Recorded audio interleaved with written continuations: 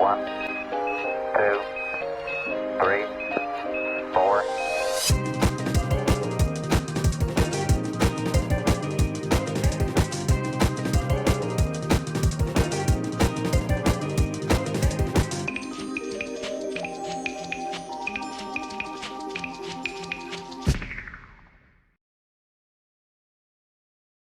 And welcome back to Breakfast with Brothers.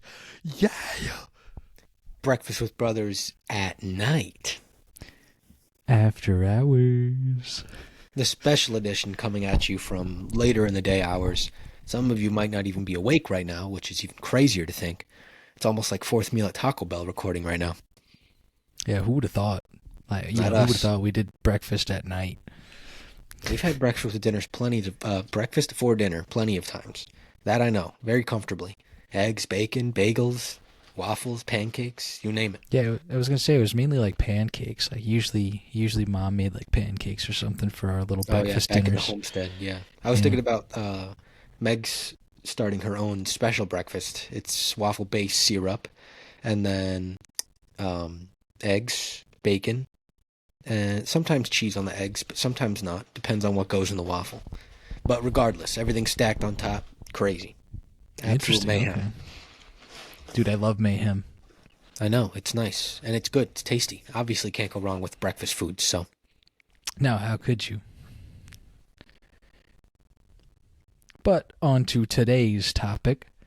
Since we are recording here at night, and as you can see, I'm in a different area. I'm not in my usual recording spot. I'm out visiting and staying with some family.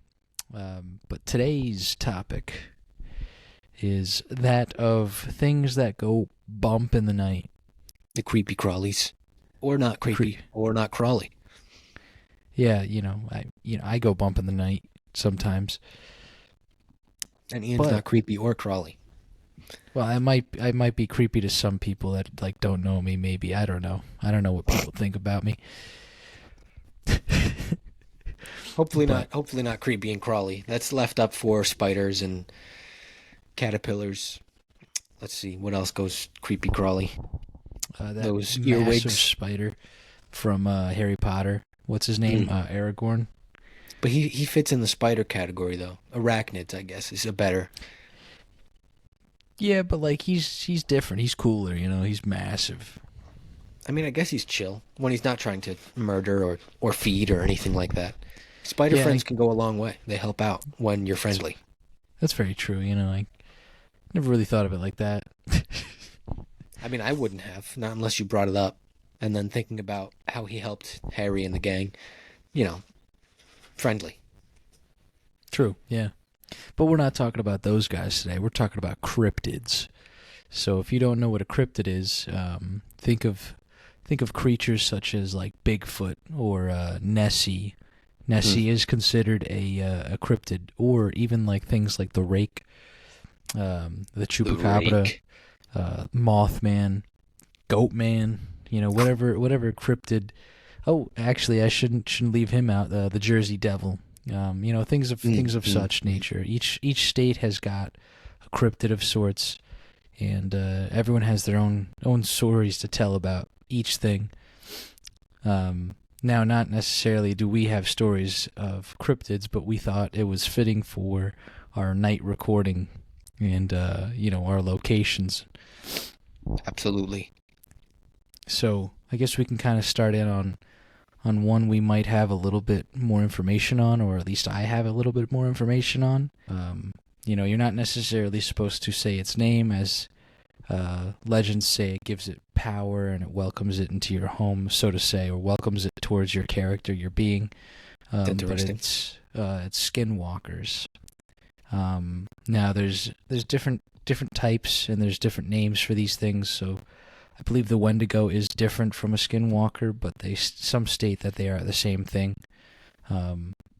Now, before I butcher the exact understanding of what a skinwalker is, let me get a actual definition for those of you listening. Oh, here we go. So, pull up an article in the Navajo language. I'm not going to say that because I cannot pronunciate. Translate to by means of it, it goes on all fours. So is the rake considered a skinwalker? I believe that's either a Wendigo. I believe the rake is considered the skinwalker. Because the Wendigo is what was chasing all the people in Until Dawn, right? They used a Wendigo in the game. Yeah, I think that was considered more of like a rake. But here, let me get the They're like actual brothers definition. then, right? I mean, they're on all fours. They're skinny and creepy crawly. I guess so, yeah. So in Navajo culture, a skinwalker is a type of harmful witch who has the ability to turn into, possess, or disguise themselves as an animal. The term is never used for healers. So for those back home, that's what a skinwalker's definition would be. So Interesting. These things are something that you see across, like, many say that it ranges the Appalachian Mountains, and technically we are within the Appalachian Mountains. Oh, yeah. A lot of other states, too. The Appalachian mountain ranges, if I should be saying it correctly. Appalachian? Appalachian. Or Appalachia. Yeah, however you say it. Don't because matter. there's actual different pronunciations for it across the range, but New York is one of those places that technically it can reside in, and we are well within the range of them. So, for everyone listening who does listen, now you know. Keep your eyes peeled. Yeah. But these things, there are like plenty of videos across like TikTok, but just in social media in general, where you see people encountering very strange things or circumstances where they find themselves in a situation where it might be something mimicking voice or, mimicking the movements of a friend or an animal. And in most cases, it's usually an animal, where it like mimics the movements and has essentially transformed into that. But in other cases, it tries to lure you out into the woods with the voice of friends or family, or of animals. Again, like the bark of a dog, or things in nature of that. I haven't seen any videos of the people mimicking, brothers, sisters, parents, stuff like that. But I've definitely seen those released videos of animal mimicking, like with deer, taking the shape of a deer and doing like an injured call or something like that. Also coyotes and stuff like that. And then also just screeching in general, which I can't think of any animals off the top of my head that are just plain screeching, looking for help if they're injured or anything. But thinking about those videos, that was like when I was binging all of like the SCP document data and watching YouTube videos and stuff like that. So I'm sure a lot of those, I wouldn't say more than 75% of them were, real. I'd say 75% fake, 25% real. But who's to say? I'm certainly not. I'm, just putting a possible judgment out there. I have no idea. I haven't seen one. I haven't encountered that type of thing either. So, seriously though, who's to say? I'm a firm, I wouldn't say a firm believer, but I definitely believe in a lot of this stuff, simply because of the vast, I guess the enormous amount of woods that we have around us. I mean, even in areas or mountain ranges that aren't really like inhabited by too many people, just even within just New York, it's... Yeah, right. There's a lot of like open space and land that isn't really inhabited and is just straight woods. And it is kind of crazy. You don't really know like what kind of resides in there, and that's why like Bigfoot is a big one. No pun intended. Is like a very big and well-known cryptid because it's, a lot of people have cited him or state they have cited him. Yeah, right. And I'd be a believer. It's very likely for something like, that to reside in our woods. Now, Bigfoot, I think, is more West Coast, or northern woods and mountain ranges and such. I couldn't really specify exacts where it is, but coming back to the idea around us, at least in the northeastern portion. part. Yeah. We have, like, I guess let me reiterate my firm belief on this. It's like, I'm very much like invested in a lot of this thing, this stuff, and like me and my buddy Lewis, have watched like Nuke's Top 5. I don't know if for any of you out there that know what Nuke's Top 5 is. It's a paranormal like channel that like collects videos from across the internet, and like it's usually like a top 5, but a majority of the time it's like a top 10 like scary videos or whatever of just like ghost interactions with people and such. So it's always been like an interest to me, I guess, of the unknown, even in something maybe as silly as paranormal occurrences. But I mean, we can say that we've had some sort of paranormal occurrence in our old house that we used to live in. Yeah, no doubt. But I mean, not to the point where I'm able to see spirits, or, I mean, maybe I felt presences in the past, but I think, you put it very plainly, but also interestingly enough that these things are unknown. And I think that's what's make them, so sought after, that people, because they can't explain it, they look to it as I guess that's what the supernatural label is about, because there is no normal way to explain it. There's just the existence of something else, and something else is a very plain way to put it. But that something else is what, keeps you up at night, what keeps you hunting for more answers, what keeps you searching for maybe something that has, that has happened to you that you're trying to have happen to you again. I know that's a big one. I mean, look at people that go into haunted houses doing it for a job. Who are those, like what are they called? Like the ghost hunters, or I know there's a show after it. I can't remember what the heck they call them. Paranormal investigators? Yeah, yes, perfect. And those people, I mean, they've been through something where they're always seeking a similar experience again, or even helping people draw out old spirits, or trying to recollect and bring things to a more positive light. Because I know a lot of those series and those shows end up with paranormal activity they like to describe it as demonic or evil or just negative spirits in general.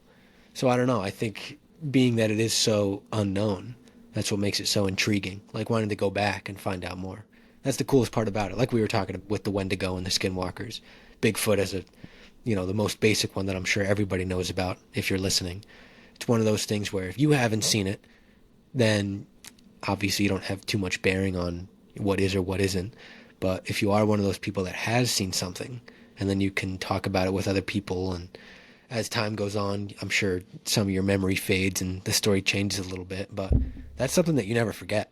That's something that just kind of sticks with you, and that you probably would want to know more about. Not that you're actively searching like it's your job every day, but it was definitely something that I would put on the top of my, not bucket list, but like, look into this, don't let this one go. Keep discovering. You want to keep this one in your back pocket for as long as you can.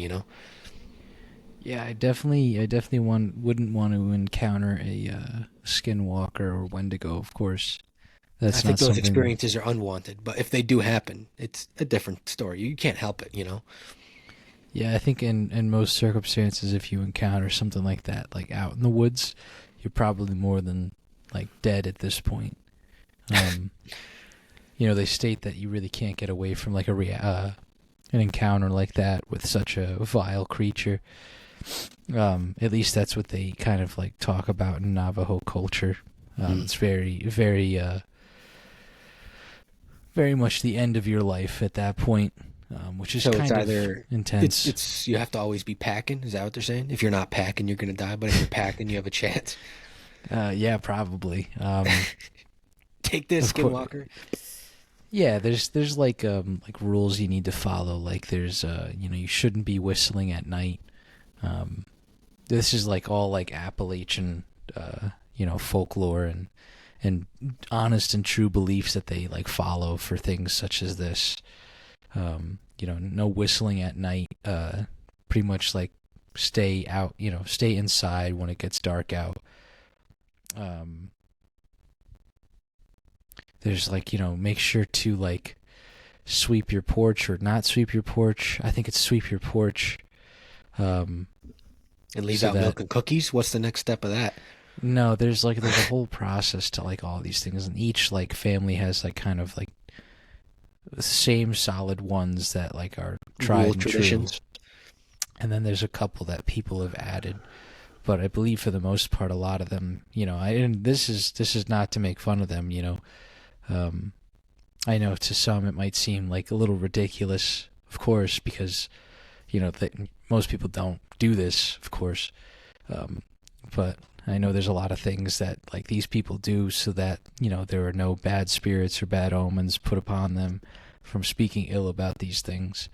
And it's kind of intense, and it's just like interesting to me, being that I've never done any of this, but also finding out more about like the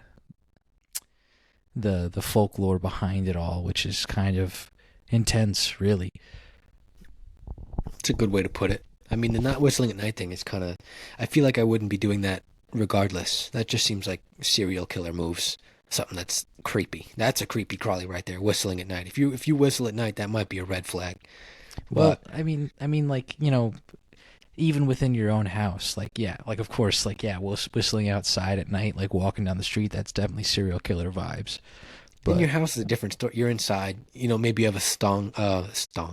Maybe you have a song stuck in your head. I mean, I whistle all the time. I don't know if it's more often during the day than at night, but I'm definitely not hiking in the woods at night ever. I think the last time I did that was it turned night when we were coming back from a trip or something like that. But I'm never, actively in the woods. Camping, different story. That's not hiking in the woods. That's sleeping. And of course, in that case, you're in an RV or a tent or, some type of temporary setup. So I don't know. I mean, I don't know about that sweeping the porch thing or not sweeping your porch, what have you. But I'm sure there's a whole list of other ones that are things that people generally aren't doing.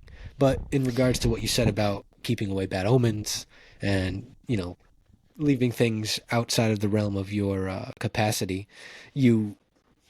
people I feel like practice that already. I know a couple, people coming up that like their parents, they weren't watching like horror movies or stuff about demons or any satanic stuff or like cult rituals and all that because, putting it in their home would convey that type of info or that flow in the air. That was just, bad. It was negative. It was wonky, I guess, to put it lightly.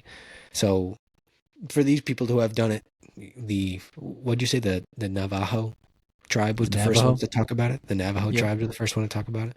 So for them to put out something like that, it's not really far-fetched. And it's not like they were practicing Christianity or, Buddhism or anything else like that, religious-wise. And now, some of these people that have homes like that are keeping it out because of their standards they have for their religion. Sometimes it's right. just because they're freaked out. It doesn't have to be religion at all. But I know that's a big part of it too, which makes sense. Nobody wants negative paranormal activity in their house. I mean, you've seen enough, fake movies to know that any spirits in your home, I'm sure majority of the time aren't going to be friendly. And if they are, then by all means, you've won the jackpot. But I know in a lot of other circumstances, you don't get that lucky. Yeah, that's like how I look at it is that there's always a possibility of like take for instance like The Exorcist, right? Um, you know what happened with that and how Hmm. the girl was possessed by some sort of demon. So Yeah, think of like Navajo culture and their beliefs of these natural world beings. Um, obviously physically associating with us. sure. In similarities to that of like say a demon possessing someone within like a Catholic or Christian corner of the idea of it. Right, So right. in reality, it's just a different type of belief. Like I think you made it perfect sense with that, Zach. It's just a different type of belief, different type of storytelling. Not that demons possessing people is storytelling, but it's just a different side or a different shade of like what belief is out there. I mean, obviously, we believe more in more of like a paranormal suit of things that might be scary. especially within like a, I wouldn't say just like a Catholic mindset, but definitely in the idea that, of angels and demons and the thought and belief of those existing within our world today. Yeah, absolutely. The spirits, every little piece about it. Good, bad, ugly, positive, Right. negative. Yeah. And I think it goes a long way to be able to differentiate in your head. Everything is as you make it. So I feel like if you have the power to think positive, and you have maybe some spirits in your home, older relative that passed away from years gone by, or maybe you moved into a home where something similar happened or what have you, it's definitely a big perspective adjustment, being able to first believe that ghosts are real, ghost spirits, the paranormal, and then also to be able to cope with that. I think there's not a misconception about it, but people that label paranormal and the activity of it as bad, I don't think have necessarily opened up to the real possibility that they can exist and they can be maybe not friendly, but just positive, something that's not going to impact you or your family or your spiritual or your mental energy by any means. Right. It's just that in the moment for what it is. Like right now, like if I had a ghost living here in my apartment with us, it wouldn't be a big deal because A, I know ghosts exist, or I should say, I believe they exist. I don't have any physical proof that I can just say, oh yeah, ghosts, 100%. But just knowing and believing that they are real and having some faith that if there was a spirit presence in and around me that I would be okay with it. I would just make do as is. I wouldn't try to go and ask questions. I wouldn't bring a Ouija board in here. That's for sure. I wouldn't just start messing around with that type of stuff. But Yeah, I never understood why people would just think like, oh yeah, like I got ghosts. You know what? Let me just get a Ouija board. Let's Let me try to just talk to bother them. them. Let me just completely bother them and like really just mess everything up, mess up the entire flow of my house. Like, no, they're not doing anything. Most times they're just, it's like their essence is left behind, and like the things that they did daily is just on repeat. And so Yeah, like like you a hear the routine. same thing. Now in some cases, like in the cases where like things start moving and like you know, a lot of things around your house have either moved or been pushed or like are sliding around and such. That's like poltergeist activity. That's when you call the priest to come bless your house. Right. But in the essence of like hearing things or like sometimes even doors just opening, like it's possible. Usually it's just the idea of like the essence continuing the cycle of what they did normally day to day. But before we continue more into the ghost aspect, or if we continue all the way until the end, I wanted to get to one other cryptid that I found to be the most important cryptid of all, and No, the we're one good. most loved. We're good on ghosts and all that. We talked about the Wendigo and the Skinwalker and Bigfoot. Yeah, let me get one more cryptid in this because got? I know people will appreciate this. We can't forget about Mothman. Can't forget about him. West Virginia. West Virginia's the home of Mothman. What's Mothman been doing? So Mothman is just a giant, essentially a giant. Well, I shouldn't say a giant man, but a giant moth that is but a man. So he has legs, or what's the deal? Does he have a head? Is it moth So yeah, head? he's Man got legs? I believe he's got the head of a moth, the wings of a moth, and then the body of a man. And Mothman isn't inherently bad, and nor does he seem any lethal. I shouldn't say that. I should say he isn't lethal to humans, but he's more or less just something. I don't really know like much about Mothman, honestly. This is one of those things where if you start listening to this podcast, you'll just get a made-up imaginary image of Mothman that we've painted for you that could be completely wrong. But you'll just thank us later. Here we go. In West Virginia folklore, the Mothman is a humanoid creature reportedly seen in the Point Pleasant area from November 15th, 1966 to December 15th, 1967. So for only about a year. The first newspaper report was published in the Point Pleasant Register dated November 16th, 1966, titled Couples See Man-Sized Bird Creature Something. Bird creature. That's pretty much the only information we have like that I've seen tells some about pretty it. big moths, but I couldn't even imagine seeing a man-sized moth. Like, I just Yeah. am imagining a lamppost out in the middle of Main Street, and you have your classic moths flying around it, in the hundreds maybe even, and then all of a sudden man moth swoops in, and he's just, it's like, sounds like a fighter pilot just buzzing around this lamp. But yeah, no, I mean, like, anyone who's heard the name Mothman knows exactly what we're talking about. They even have like a festival in West Virginia for Mothman every year, which Does he I come? would hope. I hope he shows up in like disguise or something and walks around and has a great time. I wonder But- if Mothman is just a person who has found the ability to make an outfit.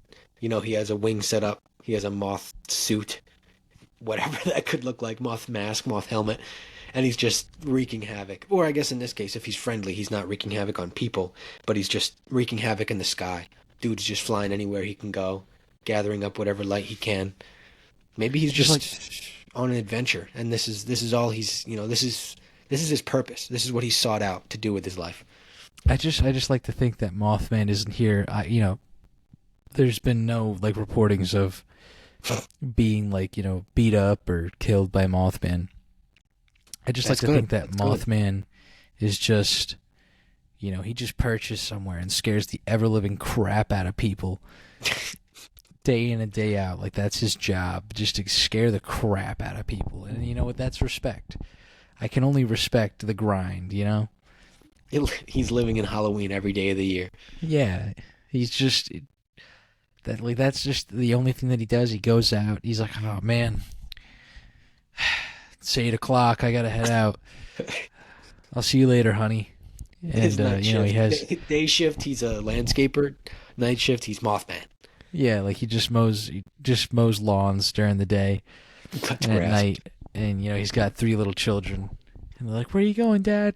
He's like, "I'm sorry, kids. I gotta go out and be Mothman and scare the crap out of people." Yeah. Duty calls. And he puts on his helmet and he walks out the door. I guess if I was Mothman, I'd trust my family to keep the secret. Especially if I'm going to be gone. I'm assuming Mothman, you don't see him every night. This is probably like bi-weekly, maybe twice a week. Maybe he's active. I have no idea. If I knew the guy, then I could give a little bit of insight, but I'm not in this dude's head. I'm not a moth. I'm just a man. Point being, if he's going out every night, props to him. And being friendly, not hurting people, excellent. If I I'd like wanted to to, think- like, come on. Yeah, I'd like to think he does like a 5-day week, Monday through Friday. That way, Saturday and Sunday, or maybe just like Monday through Thursday. So he's got like the weekend, He's Yeah, a busy no, man. that's He's a true. landscaper. He gets tired. No doubt.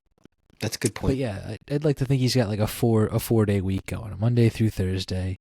He's got to put food on the table somehow, but he's also got to stay active in his hobbies. Absolutely. So you're considering Mothman his hobby? Or he has other hobbies, is what you're saying? Well, unless he's getting paid for it, I would assume it to be Who's like a paying him to hobby. be Moth? That's all his own Right, accord. exactly. You know damn So, well like, nobody's it would- giving that man a paycheck.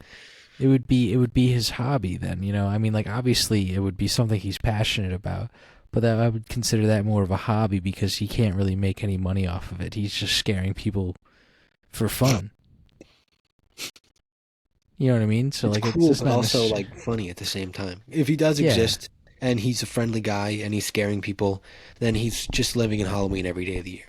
But if it comes out that Listen. Mothman has been, if I start reading stuff, because now obviously Apple has heard me and my Microsoft computer has heard me, so I'm going to start seeing stuff about Mothman within the next week. If I find out any articles about this man murdering or killing or being, what's a good word? evil. Yes, evil's fine. Evil's a good word for this. If I find out he's being evil, that's it. Mothman gets a bad rap from this guy. Listen, all I'm saying is if you're listening to the Breakfast with Brothers podcast, we would love to have you on. You don't need to show that'd be your cool. face. We would just Unless love you to end up talk being to you. evil, then we can't. This is a fake Yeah. promise if you're evil. No, if Zach finds out you're evil, then obviously it's a no-go. But like, if we would love for you to get onto the podcast and tell us a little about your life and hit us what up. you do. And if we were right with our assumptions about you being a landscaper by day and Mothman by night, we'd love to hear your honest opinion. But until that point, we need to wrap up this episode for today or tonight, however you want to look at it. So thank you all so much for listening today. We are actually coming up on our guest episode this Thursday. Yeah, stay tuned, because that's big. So new guests, new eyes, new ears, all coming at you hot and heavy. We're going to hopefully have a full hour episode for this. We want to try to have like a lengthy chat with our guests. So No we're going to try to spoilers. push for it. Yeah, but we're not telling anyone, we're not saying who it is, what it is, when it is. No, we know when it is. It's going to be Thursday. So come listen on Thursday. We'd love for all of you to come and see our guests that we brought on.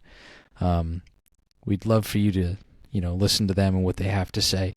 So as always, for any new listeners, check us out on YouTube and Spotify.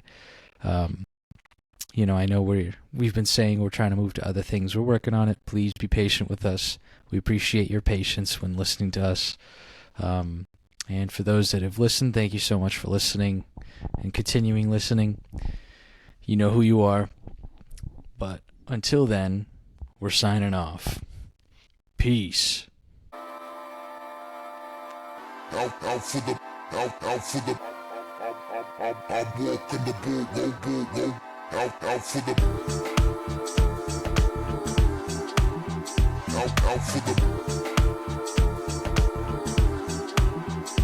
out for the,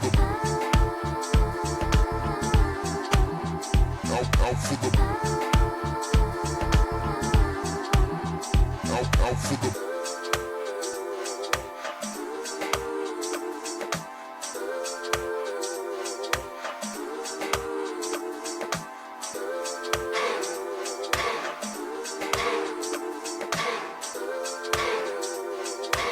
Tranquility Base here. The Eagle has landed.